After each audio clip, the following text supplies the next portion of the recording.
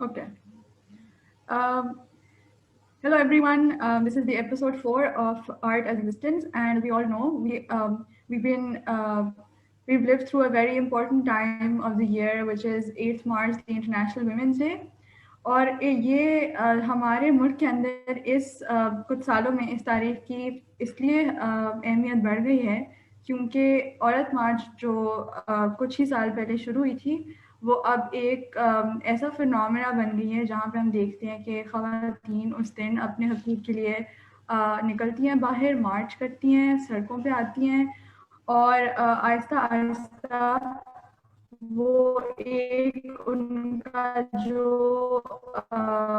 उस मार्च का जो एक बहुत है कि वो जब नारे लगाती हैं और प्लेकार्ड्स उठाती हैं तो उनका जो हमारे माशरे के ऊपर असर होता है, जिस तरह हमें रिएक्शन मिलता है उसके ऊपर, वो बहुत हमें नज़र आता है। और रैलियाँ निकलती हैं पाकिस्तान में, प्रोटेस्ट होते हैं, एहतजाज होते हैं, कवरेज भी मिलती है मीडिया से।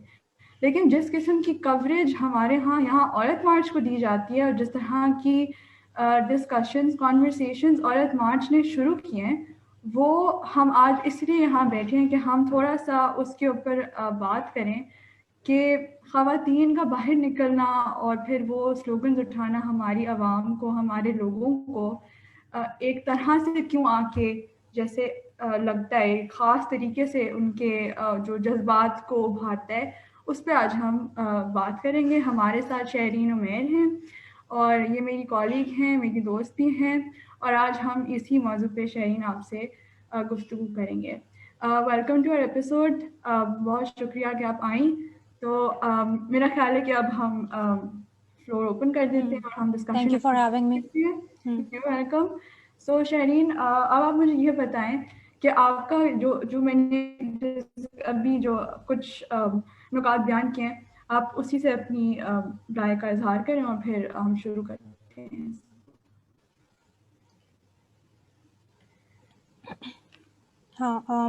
Manur, thank you. Can you hear me properly? Yeah, I can hear you. अच्छा, so my connection is a little unstable. बीच में मेरी आवाज़ कटे तो do let me know. I can switch the connection as well.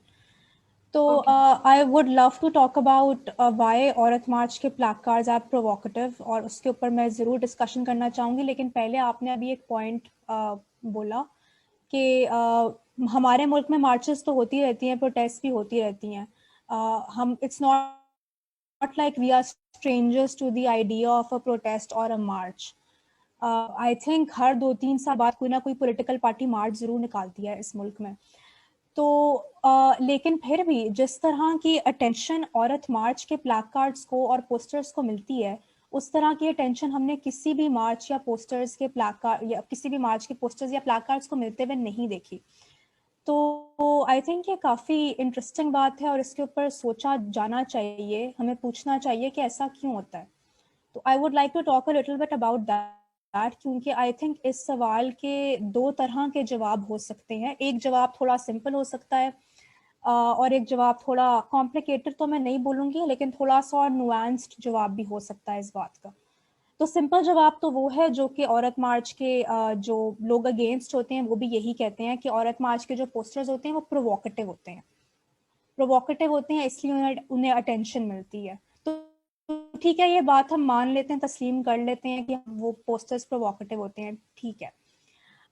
लेकिन इसके साथ साथ I also believe this is a very over simplified explanation and I would like to suggest एक थोड़ी सी ऑल्टरनेटिव अप्रोच।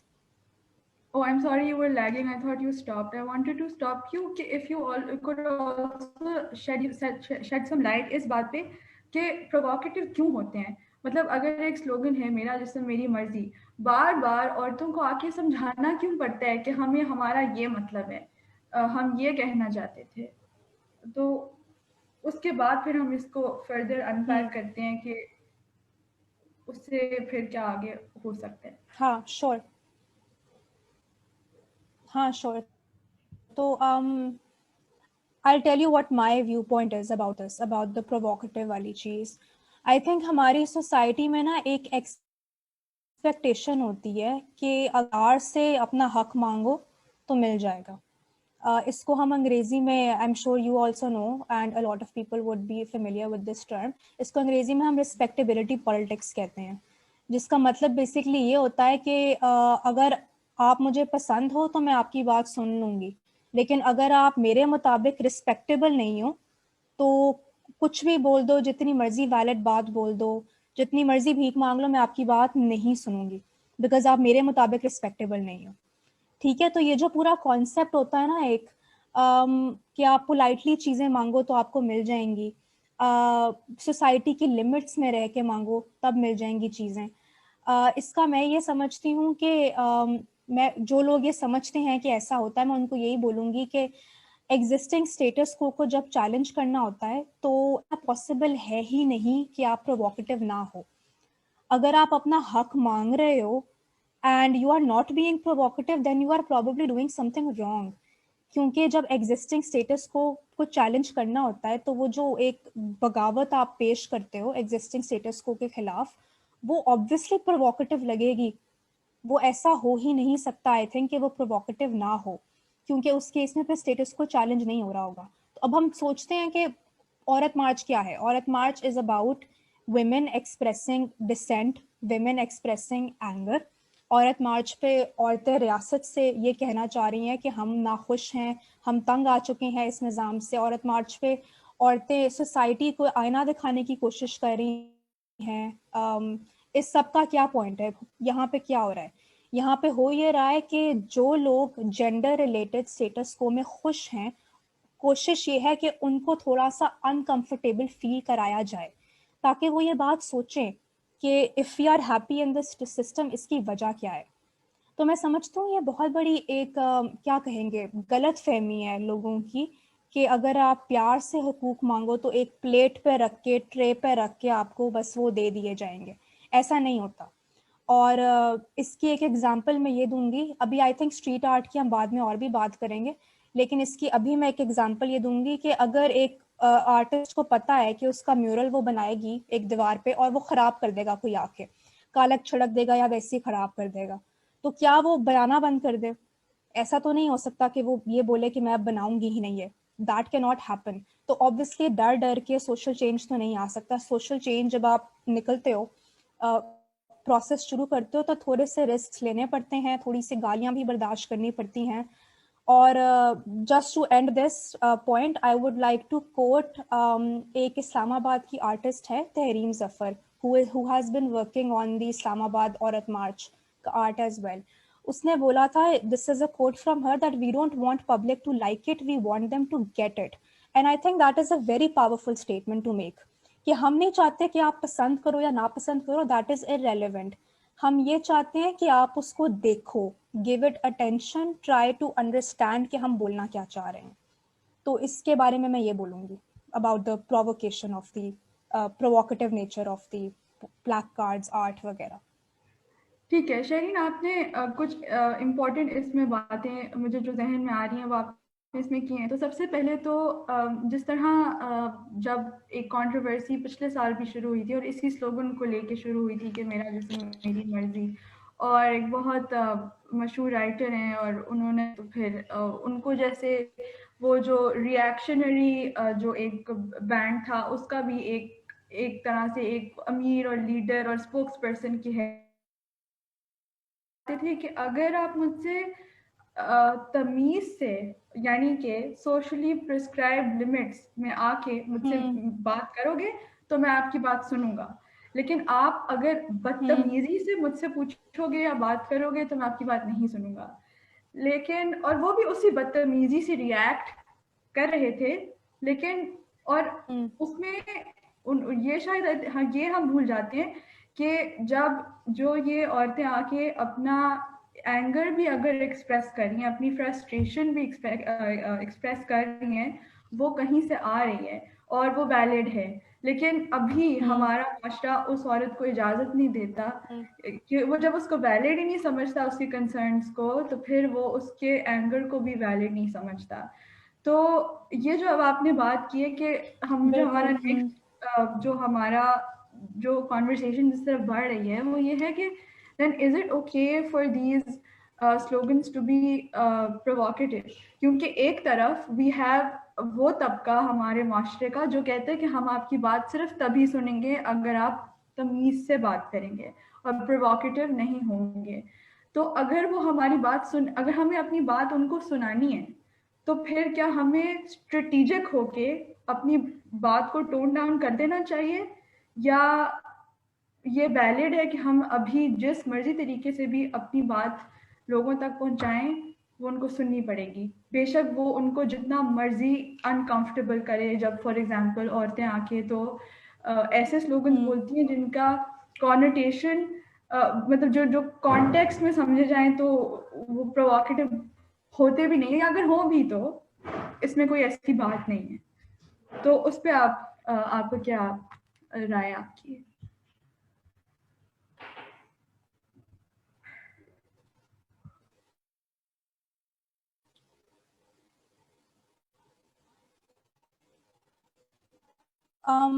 ہاں اوکے، سو میں اس پہ اپنا پرسنل اوپینین ہی دے سکتی ہوں. آئی نو دیر از a segment of the population جن کے اپنی طرف سے بہت ہی ویلڈ کنسرنس ہیں وچ I can understand their concerns about عورت مارچ کے ان کے جو بھی ہیں دا فیکٹ کہ پوسٹرس پرووکیٹیو ہوتے ہیں اینڈ دے وانٹ کہ تھوڑا سا ٹون ڈاؤن کر دیا جائے، تھوڑا سا آرام سے اگر بات کی جائے تو ہم مل جل کر ایک بات کر لیں. یہ خلیل الرحمان قمر صاحب نے بھی بولا ہوا ہے 2-3 دفعہ، اینڈ بہت سے اور بھی مرد ہیں جو ٹی وی پہ آ کے بولتے ہیں آپ ہمارے سے آرام سے بات کریں، پیار سے بات کریں، ہم سن لیں گے. آپ اس طرح کیوں غصے میں کیوں آ رہی ہیں، اس طرح مارچ کیوں کر رہی ہیں، پرووکیٹیو سلوگنس کیوں لگا رہی ہیں، پرووکیٹیو پلیک کارڈز کیوں اٹھا رہی ہیں. تو I personally think that is all of that is just straw man arguments, to be honest. مجھے پرسنلی یہ لگتا ہے کیونکہ ایسا نہیں ہے کہ عورت مارچ سے پہلے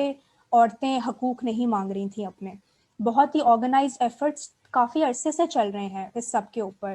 اور انٹرسٹنگلی مجھے بھی ریسنٹلی پتا چلا ہے کہ پاکستان کا جو ویمنس پارلیمنٹری کاکس ہے that is one of the most active parliamentary کاکسز ان پاکستان. شاید ہی کوئی اور ہے جو اتنا ایکٹیو ہے جتنا پاکستان کا کاکس، ویمنس کا کاکس ایکٹیو ہے. تو ایسا نہیں ہے کہ عورتیں کام نہیں کر رہی، ان کا کام ویزیبل نہیں ہے. جب وہ ڈیمانڈس کرتی ہیں تب وہ ویزیبل نہیں ہوتی، بیکاز ایک تو آپ کی ہسٹری بھی اریز کرتی ہے فیمنسٹ اسٹرگلس کو، اور جب آپ پیار سے بھی کوئی چیز مانگو تو آپ کا مذاق اڑایا جاتا ہے. تو آئی تھنک عورت مارچ میں ڈفرینس صرف یہ تھا کہ لوگوں نے سنی اس لیے اس کی بیکاز وہ ایک دم ایک ویزیبل ویژول آ گیا تھا سب کے سامنے. There was a lot of visibility, اور وہ visibility کیوں آئی ہے؟ وہ اسی لیے آئی ہے because it was provocative. میرا نہیں خیال اگر I would like to actually link to another your first question which was you asked کہ عورت مارچ کے placards میں کیا ڈفرینس ہے اور اس میں کیا ڈفرینس ہے compared to other marches. تو آپ سوچیں، مانو تم نے بھی دیکھی ہوں گی پروٹیسٹ جو باقی ہوتی ہیں پاکستان میں، ان کے placards کبھی دیکھے ہیں؟ They are boring, they are dull. Usually آپ کوئی بھی پولیٹیکل پارٹی کی پروٹیسٹ دیکھ لو، کسی بھی مارچ کوئی بھی مارچ اٹھا کے دیکھ لو، یوزلی یہ ہوتا ہے کہ بلک میں پرنٹ کیے ہوتے ہیں پلیک کارڈز اور پوسٹرز اور پکڑائے ہوتے ہیں لوگوں کو کہ یہ لو لے کے کھڑے ہو جاؤ. عورت مارچ میں ڈفرینس یہ ہے کہ عورت March encourages people to make their own plaque cards, and this is very very important because اس چیز کی اب ایک کلچرل سگنیفیکینس بن گئی ہے.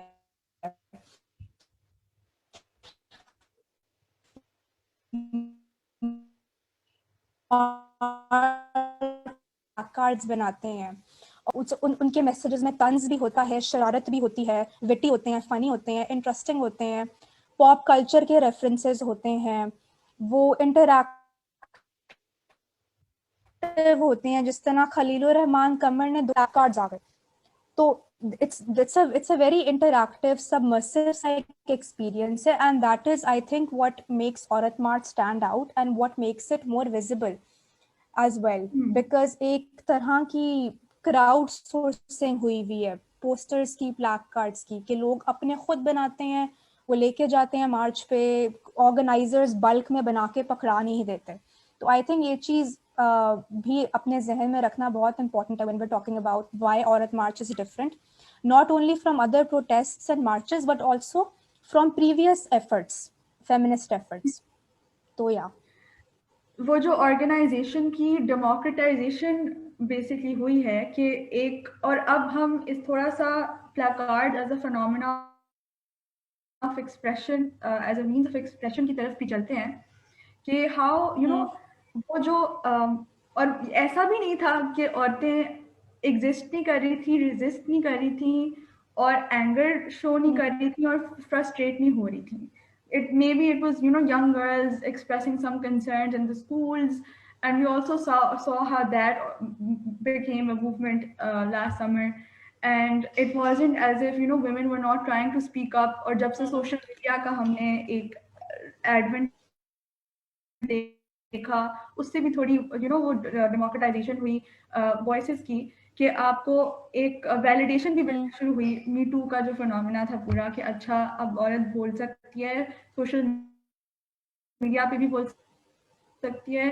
تو ایسا نہیں تھا کہ وہ فرسٹریشن آ نہیں رہی تھی، لیکن وہ جب پبلک اسپیس میں اور اسٹریٹ پر آئی اور کسی ایسی جگہ پہ آئی جہاں پہ عورت کا داخلہ اور آنا ممنوع تھا ایک طرح سے، تو اس نے وہ جو آپ کو وہ جو مینس بھی پھر دی ہے کہ آپ اپنا پلا کارڈ اٹھائیں اور آپ آ کے اپنی اینگر فرسٹریشن اپنے طریقے سے بھی آ کے ایکسپریس کریں.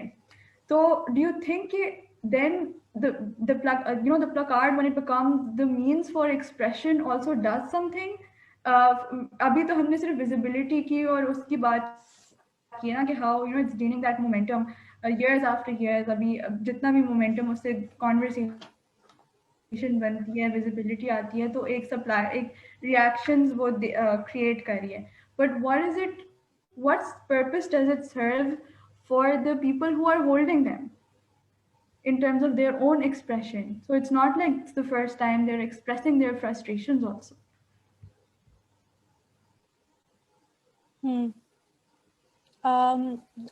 تمہاری آواز بیچ میں کٹ گئی تھی، but I think what you are asking is کہ انڈیویجولس کے لیے امپورٹنس کیا ہے پلیک کارڈس کی in terms of self expression, right? Yes, that's primarily what I said. I think we're lacking a bit too much. بہت اچھا سوال ہے یہ، اور میں اس کو my internet connection is also unstable. I think yours is as well, but I think I got the question. تو میں اس کو ایکچولی تھوڑا سا لنک کروں گی with street art as well جو عورت مارچ کی ہوتی ہے، بیکاز آئی تھنک دونوں are a form of self expression and representation as well. تو آئی تھنک جس طرح پلیک کارڈس کی بات ہوتی ہے اس طرح اسٹریٹ آرٹ کی بھی بات ہوتی ہے. دونوں چیزیں آئی تھنک ایک بہت امپورٹنٹ کام کر رہی ہیں جو کہ پبلک امیجنیشن کو کیپچر کرنے کا کام ہے، جو کہ ہم نے ابھی بات کی. باقی مارچز کے پوسٹرز، پلیک کارڈز یہ کام سکسیسفلی نہیں کر پاتے، جو کہ عورت مارچ کی بہت ہی ایک ویژولی اریسٹنگ اسٹریٹ آرٹ ہے، وہ ایک کام یہ کرتی ہے. اور پلیک کارڈز جو کہ ویژولی بھی انٹرسٹنگ ہوتے ہیں اور in terms of their messages بھی انٹرسٹنگ ہوتے ہیں، تو وہ بھی ایک کام کرتے ہیں. تو اس میں سیلف ایکسپریشن آبویسلی بہت امپورٹنٹ ہوتا ہے. اینڈ آئی تھنک جو عورت مارچ اسلام آباد کا اسپیشلی اس دفعہ کا اسٹریٹ آرٹ تھا، that was very very politically and culturally important, کیونکہ اس میں آپ نے دیکھا کہ ایک بلوچ عورت کو مرکزی کردار دیا گیا تھا اس آرٹ میں، جو کہ میرا نہیں خیال ہم نے اپنے پاپ کلچر یا مین اسٹریم کلچر میں کبھی بھی دیکھا ہے. کسی ملتان کی عورت کا، حیدرآباد کی عورت کا یا بلوچ عورت کا ایک اتنا سینٹرل پوزیشن ہونا، اتنی سینٹرل پوزیشن ہونا. مطلب I think the only example at the top of my head I can think of از جوانی پھر نہیں آنی. اس میں ایک پختون عورت ہوتی ہے and that is an انکریڈیبلی اسٹیریوٹائپڈ portrayal of اے پختون عورت. تو آئی تھنک آرٹ کی، سیلف ایکسپریشن کی، فیمنسٹ آرٹ کی، جو کہ میں پلیک کارڈس کو بھی آرٹ ہی سمجھوں گی اس میں، تو آپ فیمنسٹ آرٹ میں اسٹریٹ آرٹ بھی لے لیں اور پلیک کارڈس بھی لے لیں. تو فیمنسٹ آرٹ کی سب سے انٹرسٹنگ بات ہی یہ ہے کہ it gives women a voice, it gives women representation, especially women from marginalise sections of the society. ان کی ایک اس طرح کی ریپرزینٹیشن ہو رہی ہے جو آئی ڈونٹ تھنک ہم نے اپنے مین اسٹریم میں پہلے کبھی دیکھی ہے. تو آپ امیجن کریں کہ ملتان میں یا اسلام آباد میں ایک عورت کا چلنا سڑک پہ یا میں ڈرائیو کرنا اور اپنے ہی شہر کی دیواروں پہ اپنے آپ کو دیکھنا. That is very rare and it is shocking how rare that is. اور یہ ویسے بظاہر بولنے میں بہت ہمیں سمپل بات رکھتی ہے کہ اس میں کیا اتنی بڑی بات ہے, لیکن یہ بہت ہی کلچرل سگنیفیکینس ہے اس بات کی. کیونکہ آپ دیکھیں ہم اپنے آپ کو کب دیکھتے ہیں ایز وومن سڑکوں پہ, ہم تب دیکھتے ہیں اپنے آپ کو جب بل بورڈز لگی ہوتی ہیں جس کے اوپر ماڈلز ہوتی ہیں, بغیر and those models don't represent us, they represent a means. Exactly. Sorry, I didn't get that.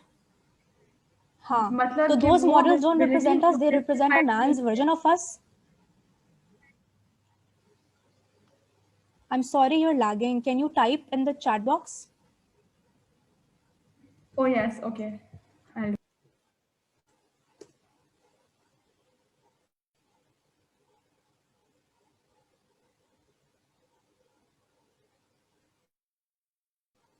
ہاں, definitely. It's a art, feminist art then becomes a way to challenge objectification of women and to challenge the male gaze. کیونکہ ہم بل boards پہ ایک corporate اور ایک unfeminist version of ourselves دیکھتے ہیں which does not really represent us. تو feminist art is a way to challenge that. ہم male gaze کو بھی challenge کر رہے ہیں, ہم اپنی objectification کو بھی challenge کر رہے ہیں.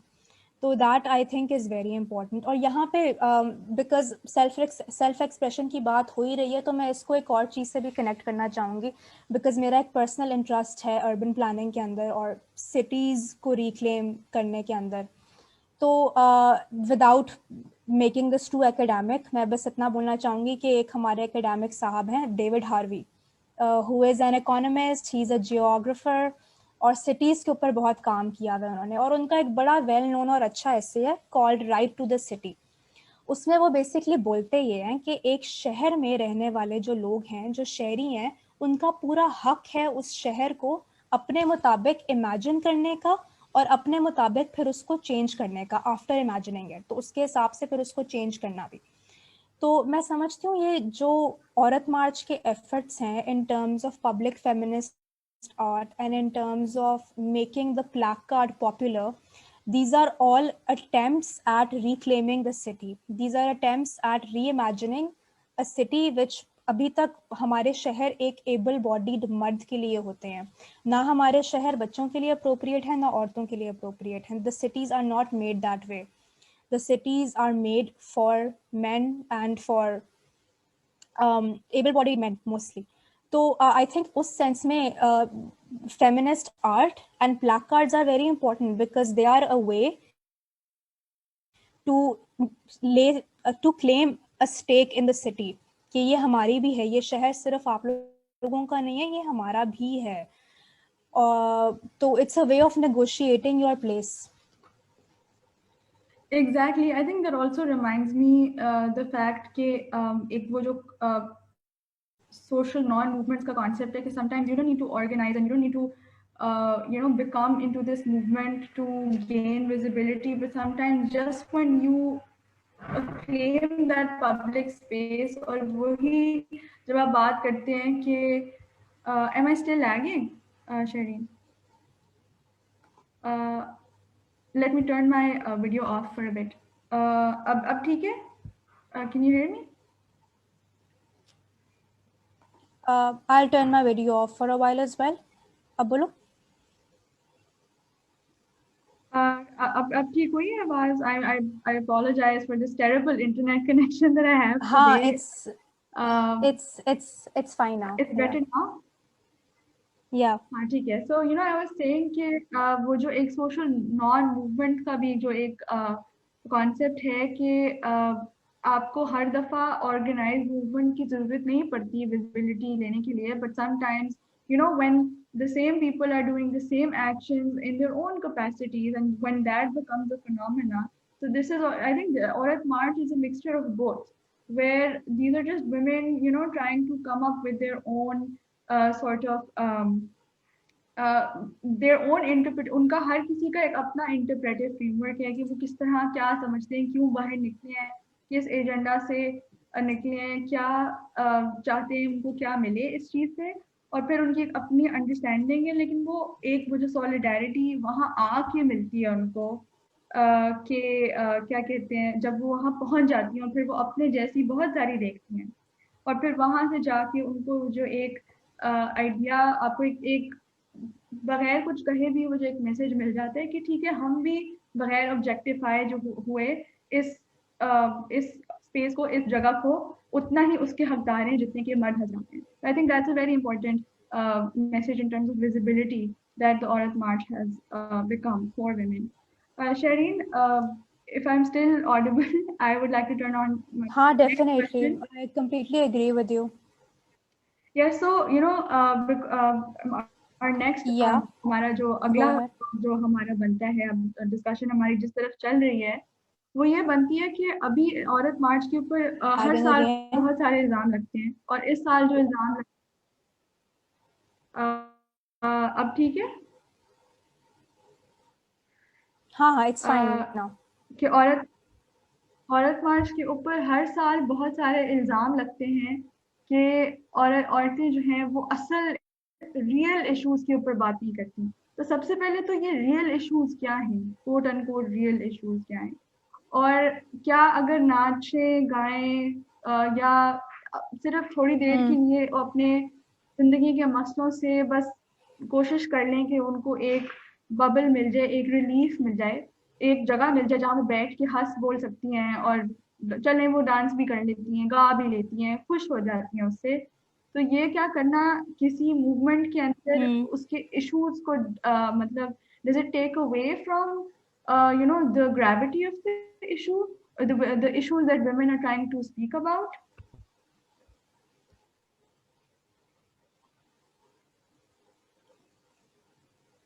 ہاں yeah.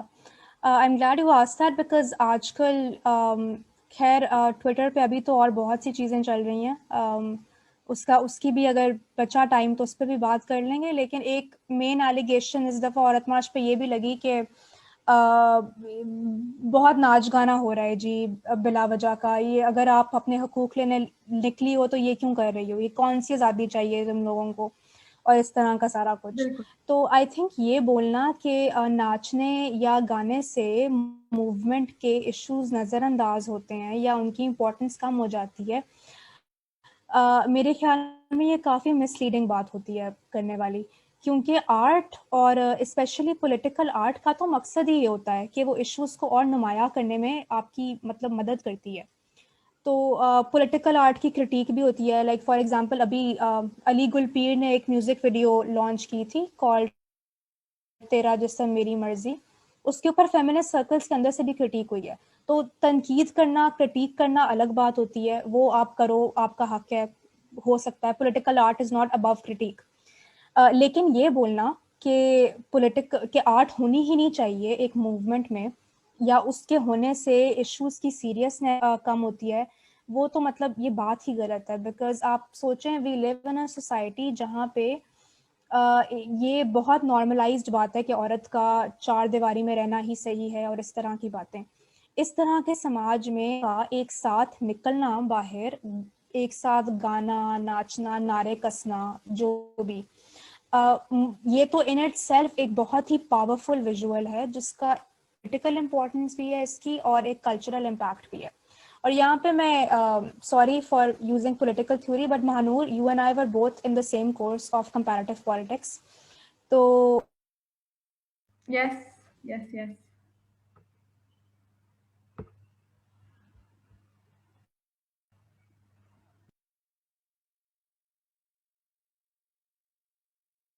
Shaheen, you are lagging. I can't hear you anymore.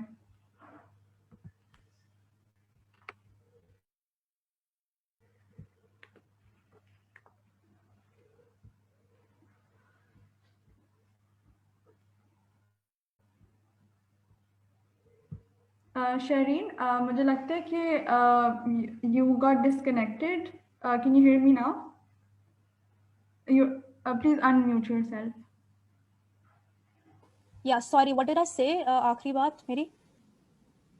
You said کہ ہم دونوں ایک ہی کلاس میں تھے ہاں کمپالٹی. ہاں، comparative politics. You must remember, हमने उसमें एक चीज़ पढ़ी थी, मैं उसको आसान लफ्ज़ों में एक्सप्लेन करूँगी. सोशल मूवमेंट थ्योरी हमने पढ़ी थी, उसमें हमने पढ़ा था रेपर्टोयर्स ऑफ कंटेंशन, जिसका मतलब बेसिकली होता बिल्कुल है प्रोटेस्ट, मतलब आसान लफ्ज़ों में इसका मतलब है एहतजाज करने के तरीके, टू ऑफ प्रोटेस्ट. उसमें आपकी धरने भी आ जाते हैं, मार्चेस भी आ जाती हैं, स्ट्राइक्स, जो वो सब कुछ भी आ जाता है, और उसमें आर्ट, म्यूजिक, डांस, ये सब चीज़ें भी आती हैं उसमें. टूल्स ऑफ प्रोटेस्ट बेसिकली वो हर चीज़ है जो एक ऑर्गेनाइजर के पास अवेलेबल है in order to engage people, in order to mobilise people. तो आर्ट को यूज करना मोबिलाइजेशन के लिए इज नॉट यूनिक टू औरत मार्च, स्टेट स्टेट नैरेटिव्स के लिए. और पॉलिटिकल पार्टीज भी यूज करती हैं गाने, पॉलिटिकल पार्टीज के भी जलसों पे नाच गाना होता है. उसके अलावा आपका कोई क्रिकेट मैच जीत जाए तो आपकी सड़कों पे भी नाच गाना होता है. 14 अगस्त पे भी सड़कों पे नाच गाना होता है. तो इट्स ऑलमोस्ट एज इफ किसी का मसला नाच गाने से नहीं है. It is specifically women dancing on streets for themselves that seems to be the problem सबकी. और मैं यहाँ पे बस एक पॉइंट ऐड करना चाहूँगी कि your constitution of Pakistan article 26 I think says कि there should not be any discrimination in terms of access to public space. मतलब औरतों और मर्दों में डिस्क्रिमिनेशन नहीं होनी चाहिए.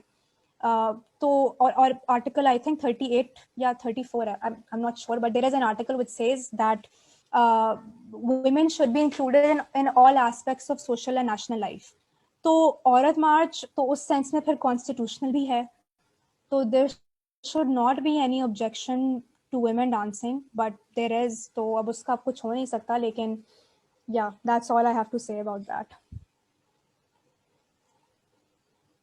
I think we've had. Am I still audible? I just wanted to make sure I'm not lagging anymore. तो मुझे लगता है कि ये जो एक बात है कि ये भी it's when you know this is another layer. हर साल जब हमारे ऊपर से मुराद ये कि औरत औरतों के मार्च के ऊपर ऊपर कि वो किस तरह बात कर सकती हैं, औरत मार्च के ऊपर कि वो किस तरह बात कर सकती हैं, कैसे बात कर सकती हैं, कितनी बात कर सकती हैं, किन लफ्ज़ों में, किन अल्फाज में बात कर सकती हैं. ये जब सारी क्रिटिक हमारे ऊपर आती है तो उससे वो जो एक कॉन्वर्सेशन का कैनवस जो एक हमारा खुलता जाता है कि, और फिर वो जो आई थिंक प्रोटेस्ट का सिर्फ ये काम नहीं होता कि आप ऑर्गेनाइज करो या आप उससे उससे कोई अचीव करने की कोशिश करो, क्योंकि हमें पता है सड़कों पे निकलने से वो हकूक तो हमें फिर भी नहीं मिल जाने औरतों को, या वो डिस्क्रिमिनेशन जो वो फेस करती हैं वो ख़त्म नहीं हो सकती, जो सदियों से इतनी क्या कहते हैं सोलिडिफाई हुई हुई है आपकी सोसाइटी के अंदर, उसकी रवायतों के अंदर, उसके रिवाज के अंदर, उसके रहन सहन में, हर चीज़ में, घर से लेके कमरे तक, जिस एक चीज़ में वो है. लेकिन यही बात है कि ये जो हमें मौका मिलता है कि हम इस तरह बैठ के उसके ऊपर बातचीत कर लें, और कई दफ़ा अगर एक नया क्रिटिसिज्म आता है और हम कह लेते हैं कि नहीं उससे ये सिर्फ एक दो चार औरतें अगर आपको अगर वो अपने आप को एक्सप्रेस कर रही हैं और वो अगर गाने से या डांस करके या किसी भी और तरीके से कर रही हैं, तो it's not the action that's actually making you uncomfortable, it's just the wider issue कि जो आपको शुरू से उससे था कि वो विजिबिलिटी बढ़ती क्यों जा रही है. And it's always the status quo that's shaking हाँ then, डेफिनेटली. and the मतलब मैंने अभी थोड़ी देर conversation पहले that भी is बोला moving कि forward. यही आप रिप्ले रखों पे और वो डांस कर रहे हो तो no one will have a problem with it. No one will bring up religion and say कि ये क्या हो रहा है, क्यों हो रहा है. This is a problem which is specific for women. वो औरतें जब डांस कर रही हैं सड़कों पे, और वो मतलब मुझे हंसी इस बात पर आती है कि even the themes of dance and song are very political. तो लाहौर में संगत एक थिएटर ग्रुप है, वो हमेशा बुले शाह का कलाम के ऊपर कोई ना कोई प्ले करते हैं वो. और जो गाने भी होते हैं वो फेमिनिस्ट एंथम्स होते हैं. Slogans are obviously very political. तो मतलब उस کہنا کہ یہ ناچ گانے سے سیاست کم ہو رہی ہے یا ایشوز کی سیاسی امپورٹنس کم ہو رہی ہے، یہ بس ایک ڈسٹریکشن کا طریقہ ہی ہے، مارچ سے لوگوں کو ڈیٹریکٹ کرنے کا طریقہ ہے. جس طرح کی تو چیزوں کو ملتی ڈیفینیٹلی ہے I agree with what ever you said کہ جو ایک ویزیبلٹی سوری شرین برا سوچ رہے ہیں، بس it just Max them uncomfortable and then they lash out in different ways. بالکل بالکل. تو میرا خیال ہے کہ شرین ہماری ڈسکشن جو ہے وہ بڑی کنسٹرکٹیو رہی ہے، ان دا سینس کہ ہم نے بات کی کہ عورت مارچ ایسا کیا فنومینا ہے جو پہلے نہیں ہو رہا تھا، کیوں وہ اتنی چیزیں ہمیں پروووکیٹیو لگتی ہیں، کیونکہ ہمیں وہ ہمارا جو ایک سیٹ وہ اسی نظام کو جس کو یہ چیلنج ہم کرنا چاہتے ہیں بدلنا چاہتے ہیں، اسی کو جب ہمارے ان سینسیشنز کو جب وہ ٹنگل کرتے ہیں ہم کہتے ہیں کہ او ہو. اور پھر then why is it okay for even if it's provocative then why is it okay، کیوں ٹھیک ہے کہ یہ provocative ہو بھی تو صحیح ہے کیونکہ چیزیں اسی سے بدلیں گی. اور اس کے بعد پھر ہم نے بات کی کہ اگر وہ ایک ابلٹی میں آرٹ کو استعمال کریں تو یہ بھی کوئی انہونی بات نہیں ہے، اور پھر کس طرح کا آرٹ ہے اور وہ کس طرح عورتوں کو ایک جو اٹانومی چھوٹی چھوٹی پاکٹس جو ان کو مل رہی ہیں کہ وہ خود مختاری کی طرف جو ایک چھوٹا سا ایک ان کو ایک نظر آتا ہے کہ وہ اس سے بڑھ سکتی ہیں اس طرف، اور ایک چھوٹا سا ایونیو مل جاتا ہے ان کو، وہ کس طرح ان کے لیے بہت امپورٹنٹ ہے.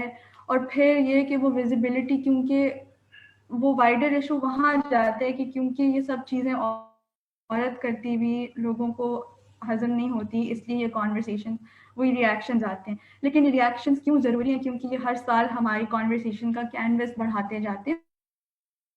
اور اسی طرح اس کا بہت بڑا پرپس یہ بھی ہے کہ یہ کانورسیشن شروع تو ہوں، اور پھر تو بڑے سال لا بھی جب آتے ہیں تو بڑے سال لگ جاتے ہیں اس کو امپلیمنٹ ہوتے ہوتے اور پھر چیزیں بدلتے.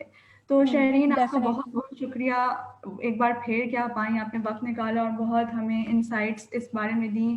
Thank you for inviting me.